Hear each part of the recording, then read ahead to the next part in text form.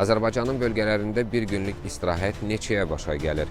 Məlum olduğu kimi, son illərdə Azərbaycanda qış turizmi sürətlə inkişaf edən və turistlərin maraq göstərdiyi əsas səyahət və istirahət sahələrindən birinə çevrilib. Ekspertlər bildirir ki, turistlər hazırda daha çox qış təsisatlarının olduğu Quba, Qusar və Qəbələ istiqamətlərinə səfərlər edirlər.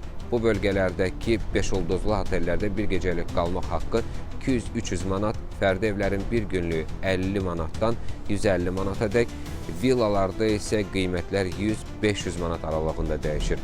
Təbii ki, qiymətlərə həftə sonları, bayram günlərində təsirini göstərir. Bu bölgələrlə yanaşı Lənkəran, İsmayıllı, Gəncə, Naftalan istiqamətlərinə də gedən turistlərin sayı az deyil. Həmin bölgələrdə hotel və manzillərin günlük istifadə haqqı daha aşağı olur, deyə ekspertlər əlavə edirlər. Gözləntilərə görə qarşıdakı aylarda daxili turizm axınının davam etməsi bu sayədə aktivliyi qoruyub saxlayacaq.